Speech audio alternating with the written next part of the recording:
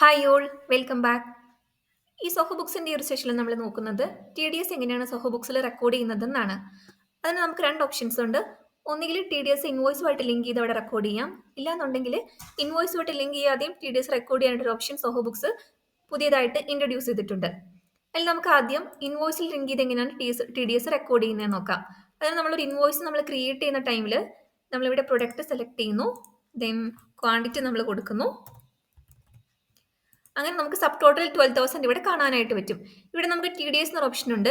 അതിൽ നമ്മൾ ഏത് പെർസെൻറ്റേജിലാണോ ടി ഡി എസ് കട്ട് ചെയ്യുന്നത് ആ ഒരു പെർസെൻറ്റേജ് ആണ് നമ്മളിവിടെ സെലക്ട് ചെയ്ത് കൊടുക്കേണ്ടത്. ഇവിടെ ഞാൻ 10% ആണ് കൊടുക്കുന്നത്. അപ്പോൾ അതനുസരിച്ച് 1,016 ഓട്ടോമാറ്റിക് ആയിട്ട് നമ്മുടെ ഇൻവോയ്സിൽ നിന്ന് കട്ടാവും. പോയിട്ട് 10,983 ആയിരിക്കും നമുക്ക് ഈ കസ്റ്റമർ തരാനായിട്ട് ഡ്യൂ ആയി നിൽക്കുന്നുണ്ടാവുക. ഇവിടെ നമ്മൾ സേവ് ആസ് ഡ്രാഫ്റ്റ് കൊടുക്കുന്നു.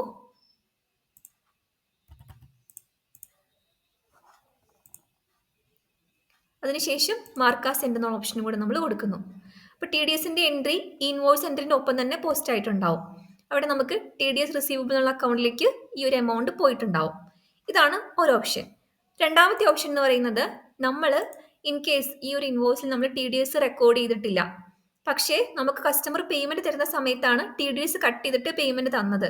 അപ്പം നമ്മൾ എങ്ങനെയാണ് അത് റെക്കോർഡ് ചെയ്യുന്നത്? പക്ഷെ നമുക്ക് ഈ ഇൻവോയ്സ് എഡിറ്റ് ചെയ്യാനും പറ്റത്തില്ല, കാരണം നമ്മൾ ഓൾറെഡി അത് ഈ ഇൻവോയ്സ് പുഷ് ചെയ്യോ അല്ലെങ്കിൽ നമ്മളത് റെക്കോർഡ് ലോക്ക് ചെയ്യുകയോ ചെയ്തിട്ടുണ്ട്. അപ്പം നമുക്ക് ഇൻവോയ്സ് എഡിറ്റ് ചെയ്യാനായിട്ട് പറ്റത്തില്ല, പക്ഷേ ടി ഡി എസ് റെക്കോർഡ് ചെയ്യുകയും വേണം. അത് നമ്മൾ ചെയ്യേണ്ടത്, ഈ ഇൻവോയ്സിൽ വന്നിട്ട് ഇവിടെ നമ്മൾ റെക്കോർഡ് പേയ്മെന്റ് എന്നുള്ള ഓപ്ഷൻ കൊടുക്കുന്നു. ഇവിടെ എമൗണ്ട് റിസീവ്ഡിൽ നമ്മൾ 0 എന്നുള്ളത് കൊടുക്കുന്നു. അതിനുശേഷം ടാക്സ് റിഡക്റ്റഡ് എന്ന് ചോദിക്കുമ്പം അവിടെ യെസ് കൊടുക്കുന്നു. അവിടെ എമൗണ്ട് വിത്ത് ഹെൽത്ത്, ഇത്ര എമൗണ്ട് ആണ് നമ്മുടെ ഈ കസ്റ്റമർ ടി ഡി എസ് ആയിട്ട് കട്ട് ചെയ്തേക്കുന്നുള്ള എമൗണ്ട് നമ്മളിവിടെ കൊടുക്കാം. ഇപ്പോൾ 500 ആണെങ്കിൽ 500 എന്ന് കൊടുക്കുന്നു. ദെൻ അതിൻ്റെ ടി ഡി എസിൻ്റെ ടാക്സ് അക്കൗണ്ട്, അപ്പം ഞാനിവിടെ അക്കൗണ്ട് കൊടുക്കുന്നുണ്ട് ടി ഡി എസ് റിസീവബിൾ എന്നുള്ള ലെഡ്ജറാണ്.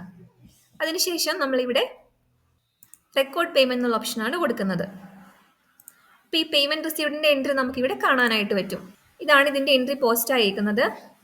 പെറ്റി ക്യാഷിനെ അവർ ഫസ്റ്റ് പെറ്റി ക്യാഷ് അക്കൗണ്ടിനെ ഡെബിറ്റ് ചെയ്തു, അതേപോലെ ടി ഡി എസ് റിസീവബിൾ അക്കൗണ്ടിനെ ഡെബിറ്റ് ചെയ്തിട്ടുണ്ട്, പെറ്റി ക്യാഷിനെ ക്രെഡിറ്റ് ചെയ്തിട്ടുണ്ട്, അക്കൗണ്ട് റിസീവബിളിനെയും ക്രെഡിറ്റ് ചെയ്തിട്ടുണ്ട്.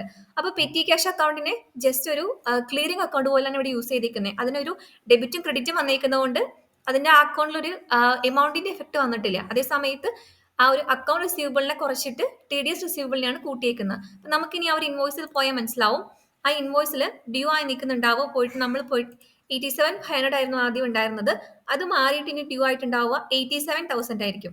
അപ്പം ഇങ്ങനെ നമുക്ക് രണ്ട് ഓപ്ഷൻസ് വഴി ഇൻവോയ്സിൽ ടി ഡി എസ് റെക്കോർഡ് ചെയ്യാനായിട്ട് പറ്റും.